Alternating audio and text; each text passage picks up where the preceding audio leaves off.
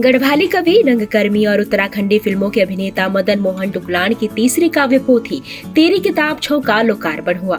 लोकार्पण दून यूनिवर्सिटी की कुलपति प्रोफेसर सुरेखा डंगवाल, गढ़ रत्न नरेंद्र सिंह नेगी और समाज सेवी कविंद्र इस्टवाल, वरिष्ठ पत्रकार और साहित्यकार गणेश खुगशाल ने किया।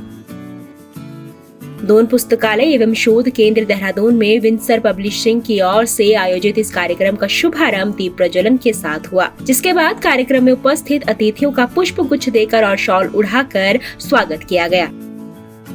पुस्तक लोकार्पण के इस कार्यक्रम में मदन मोहन डुगलान ने बताया कि उन्होंने अपनी इस पुस्तक में अलग अलग विषय की कविताएं लिखी हैं। ज्यादातर संवेदनात्मक अनुभूति की कविताएं लिखी गई हैं। इसके अलावा प्रेम कविताएं, पहाड़ के कठिन जीवन पर आधारित कविताएं, चुनाव के विषय पर आधारित कविताएं लिखी गई हैं।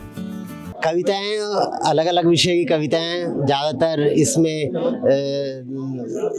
संवेदनात्मक अनुभूति की कविताएं, कुछ प्रेम कविताएं, कुछ पहाड़ के जो वहाँ का कठिन जीवन है उस कठिन जीवन पर आधारित है, कुछ चुनाव, समसामयिक, कई विषयों पे अलग अलग कविताएं। दून लाइब्रेरी में आयोजित कार्यक्रम में सभी अतिथियों और कार्यक्रम में उपस्थित कवियों ने लेखक मदन मोहन डुगलान की कविता संग्रह की सराहना की। गढ़ रत्न नरेंद्र सिंह नेगी ने कहा कि कविताओं का गढ़वाली बोली के विकास में अहम योगदान है। नई पीढ़ी को ये काव्य संग्रह जरूर पढ़ना चाहिए। साथ ही कार्यक्रम की मुख्य अतिथि दून यूनिवर्सिटी की कुलपति प्रोफेसर सुरेखा डंगवाल ने कहा कि कविताओं के माध्यम से हम अपनी संस्कृति और शब्दों को बचाते हैं। कई ऐसे शब्द इस पुस्तक में इस्तेमाल किए गए हैं जो नई पीढ़ी ने सुने नहीं हैं। साथ ही उन्होंने कहा कि पुस्तक में पलायन की पीड़ा को भी एक अलग प्रकार से दर्शाया गया है। ये बहुत महत्वपूर्ण है क्योंकि एक तो आप शब्दों को बचा रहे हैं, संस्कृति को तो बचा ही रहे हैं, शब्दों को बचा रहे हैं। बहुत ऐसे शब्द हैं इसमें जो नई पीढ़ी ने सुने भी नहीं है। अगर उन्हें किसी तरह आप अपनी भाषा सिखाएंगे भी, जैसे आपने एक लाइन देखी उसमें घांगा शब्द लिखा है, जो कोम का वो होता है करने वाला, तो उसको घांगा बोलते हैं। बहुत सारी ऐसी चीज़ें हैं जो शब्दों का संरक्षण कर रही हैं, संस्कृति का संरक्षण कर रही हैं और अपनी परंपराओं का संरक्षण कर रही हैं। और उसके साथ ही साथ समाज में जो समस्याएं हैं, पलायन को बिल्कुल अलग दृष्टि से देखा है कि उसमें आप बार बार ये कहें कि सरकार का दोष है, वो हमारा अपना है। हम ऐसे भी पलायन कर ले, कभी बिना बात ही भी पलायन हो जाता है, उसके ऊपर भी उन्होंने बात लिखी है।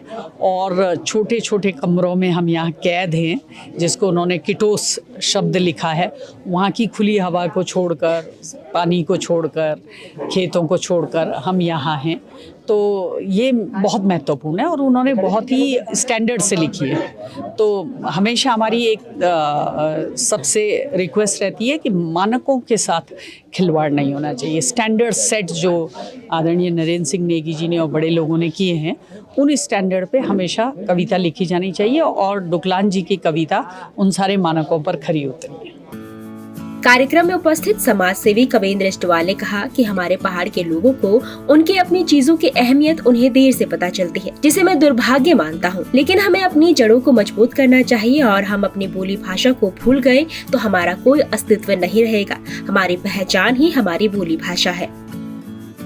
देखिए, ऐसा है कि हम जहाँ के लोग हैं और ये देवभूमि कहा गया इसको, और हमारे यहाँ के लोग हमेशा, मैं ये दुर्भाग्य भी बोलूँगा कि हम लोगों को हमेशा ना देर में हम अपनी चीज़ों के बारे में पता लगता है।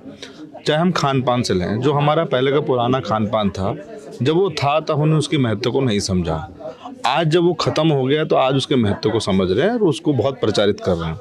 यही सेम यहाँ पे भी लागू होता है कि देखिए, उन्होंने एक बात और कही है कि अगर जड़ें मजबूत होंगी तभी पेड़ हरा भरा रहेगा। तो ज़रूरत है कि जो जड़ें हैं वो हमारी संस्कृति और हमारी सभ्यता है। हम अपनी बोली भाषा को अगर भूल जाएंगे तो हमारा भी कोई अस्तित्व नहीं रहेगा।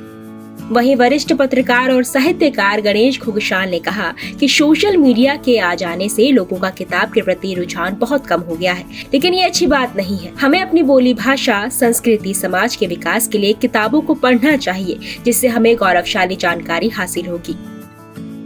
नहीं, ये सच बात है कि गढ़वाली साहित्य में पहले लेखन वालों बड़ी कमी है। बोलने है कि पहले लेखन वालों बड़ी कमी है कि कुछ लोग चाहे वही लिखना चाहे, बाकी लोग नहीं लिखना चाहती। इन राय की कभी ना बहुत सारा साहित्य रचिए जाल अगर अपनी भाषा में, ये बड़ी बात हुई। अब साहित्य रचने वाला लोगों की संख्या बहुत बढ़ गया है, लेकिन पढ़ने वाला कम हो गया नहीं। और सोशल मीडिया के एक मोबाइल में सब कुछ आ गया, सब ऑनलाइन देखना चाहना चाहिए लोग, तो ऑनलाइन तक उदगा अप्रोच नहीं चर किताबियों को छपियों तो बढ़ो चे, लेकिन पढ़ो कम हो गया है, जो अच्छी बात नहीं चे।